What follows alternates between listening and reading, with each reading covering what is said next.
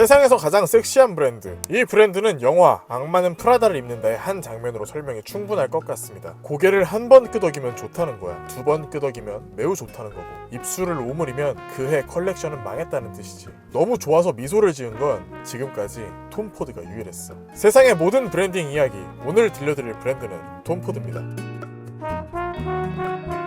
톰 포드 이야기는 설립자 톰 포드가 주인공입니다. 그래서 이번 영상은 브랜드보다 인물에 초점이 맞춰질 수도 있겠네요. 다시, 톰 포드는 1961년 8월 27일 미국 텍사스에서 태어납니다. 초등학생 시절부터 새까만 서류 가방을 들고 흰색 구찌 로퍼를 신고 다녔는데요. 이 특별한 감각과 취향이 어렸을 때부터 나타나지 않았나 싶네요. 중학생 시절부터는 할머니가 즐겨보던 패션 잡지를 함께 보기도 했습니다. 톰 포드의 할머니는 바로 그가 태어나서 처음으로 아름답다라고 생각한 사람이었거든요. 지금의 패션 커리어가 할머니로부터 왔다고 생각할 정도로 미적 부분에서 톰 포드는 할머니를 동경했습니다. 그런데 이렇게 패션을 사랑했지만 처음부터 패션 디자이너가 되고자 했던 건 아닌데요. 패션을 전공하지 않고 뉴욕대에 입학해서 미술사를 전공하기로 했죠. 그런데 인싸의 기질이 바로 나와버립니다. 잘생긴 얼굴, 훤칠한 키, 인기가 없을 수 없는 조건을 갖춘 톰 포드였기에 바로 뉴욕의 밤문화에 녹아들어 뉴욕의 클럽씬에서 유명한 신입생이 되어버렸죠. 그렇게 클럽과 파티에서 스타성을 분출하던 톰 포드는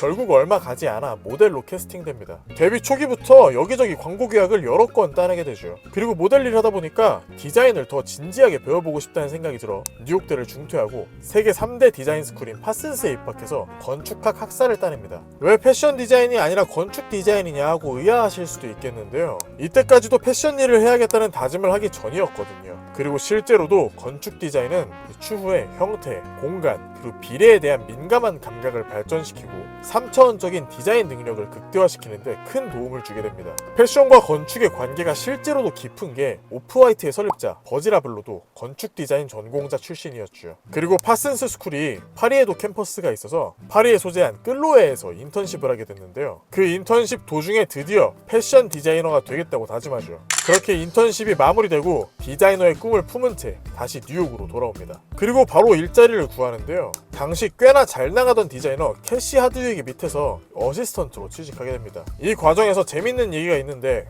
톰 포드가 매일 캐시 하드윅에게 전화를 수십 번 걸어 겨우 면접 기회를 얻었는데 그 전화를 매번 회사의 로비에서 걸었고 면접 언제 올 수 있냐는 말에 30초면 된다고 답변했다는 일화가 있습니다. 그만큼 목표하는 바에 있어 광기에 가까운 집념을 보였던 톰 포드였죠. 그렇게 캐시 하드윅 밑에서 일을 배운 톰 포드는 이후 페리 앨리스로 이직하여 마크 제이콥스와 함께 일하고 여기서 또 한 번 많은 영감을 얻어 이제 패션의 성지인 유럽으로 넘어가기로 했습니다. 항상 미국 패션의 미래에 대해 회의적이었고 패션의 중심지는 유럽이다 라는 생각을 했다고 하죠. 그래서 유럽으로 넘어간 톰 포드는 구찌의 눈에 띄었습니다. 갑자기 웬 구찌냐 라고 할 수도 있지만 당시 구찌는 가족 경영에서 전문 경영인 체제로 탈바꿈하고 있던 터라 여러 인재들이 필요했거든요. 그리고 구찌는 당시 어려운 상황이었습니다. 경영진이 교체되며 겪는 갈등과 이 브랜드 자체적 매출 하락으로 도산 위기에 놓여 있었는데요. 이 기회를 톰 포드가 잡아냅니다. 회사가 휘청거리니 여성복 디자이너로 시작했어도 남성복, 액세서리, 신발 등 모든 분야를 다룰 수밖에 없었고 이 과정에서 구찌 전체에 영향력을 끼친 톰 포드는 4년 후 크리에이티브 디렉터 CD로 임명됐죠. 그리고 이때부터 세상은 톰 포드의 이름을 기억하게 됐습니다. 당시 구찌는 매출이 하락한 상태라고 했습니다. 명품 시장에서 너무 올드한 포지션을 잡은 게 문제였거든요. 이런 구찌를 심폐소생한 인물이 바로 톰 포드였던 거죠.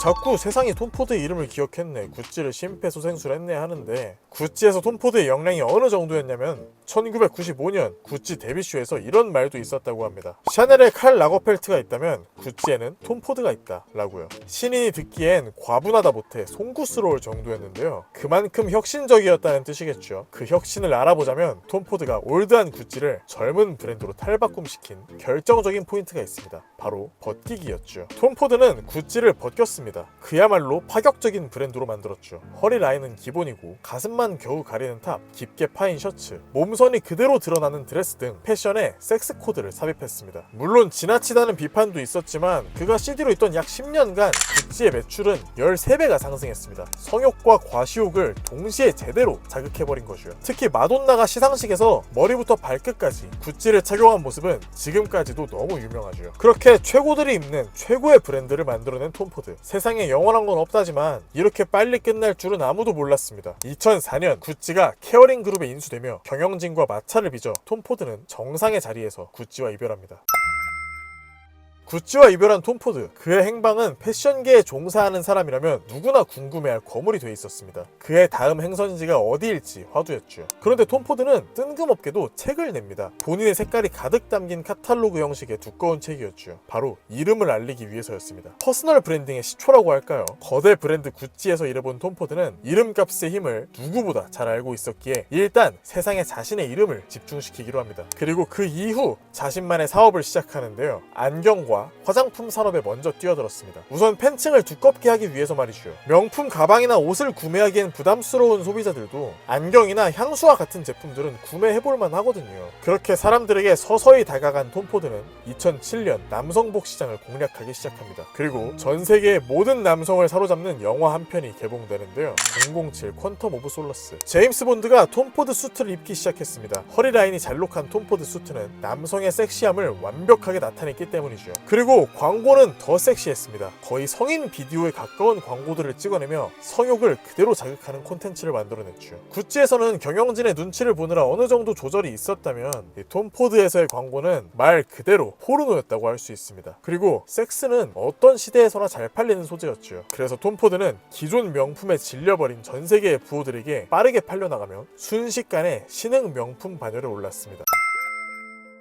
방금 얘기했듯이 톰 포드는 부호들이 입는 옷입니다. 일반인들이 입을 가격대의 옷이 아니죠. 타 명품 브랜드에 비해 약 30%나 높은 가격을 책정하는가 하면 그마저도 소량 생산으로 구하기도 쉽지 않습니다. 이렇게 애초에 일반 서민들을 타겟하지 않는 브랜드인데요. 이 부분을 잘 나타낸 일화가 있습니다. 바로 트럼프와의 갈등이었죠. 트럼프 전 대통령의 영부인 멜라니아 트럼프가 대통령 취임식에 입겠다며 드레스 제작을 톰 포드에게 제안했는데요. 톰 포드는 거절했습니다. 영부인이 입는 옷은 전 국민이 입을 수 있는 옷이어야 한다고 말이죠. 그리고 톰 포드의 옷은 너무 비싸서 적절하지 않다고 말입니다. 그만큼 톰 포드는 아이덴티티부터 고급 명품 브랜드입니다. 2011년에는 톰 포드가 직접 VIP 고객들을 모아놓고 프라이빗 패션쇼를 열어 프레젠테이션을 진행한 바 있고, 톰 포드 매장에서는 톰 포드 그 자체로 보이는 모델과도 같은 직원들이 고객을 전담해서 응대합니다. 저녁 6시 이후엔 VIP 예약권만 받기도 하고요. 그만큼 가진 자, 소수를 위하는 브랜드 전략을 펼쳐 명품 반열을 빠르게 올랐습니다. 마치 에르메스가 버킨백을 쉽게 팔지 않는 것처럼 말이죠. 여기서 품질까지 더해집니다. 향수는 에스티로더, 수트는 제냐, 선글라스는 마르콜린거 만들어서 각 분야의 전문성을 더했죠. 이렇게 톰 포드는 섹스, 희소성, 전문성을 결합시켜 21세기에 탄생한 유일한 명품 브랜드라는 평을 얻게 됩니다. 그 결과 2022년에는 에스티로더의 한화 약 3조 7천억 원에 매각되기도 했고요. 가격이 어마어마한데요. 톰 포드는 섹스와 희소성, 전문성이라는 요소를 결합했다는 점에서도 뛰어나지만 무엇보다 저 요소들을 어떻게 표현했느냐가 그 매력의 핵심인 것 같습니다. 저도 그 매력에 빠져버렸는데요. 저는 톰 포드 벨트가 갖고 싶은데 여러분들의 도움이 절실합니다. 무슨 말인지 아시죠? 오늘 영상은 여기까지. 톰 포드였습니다.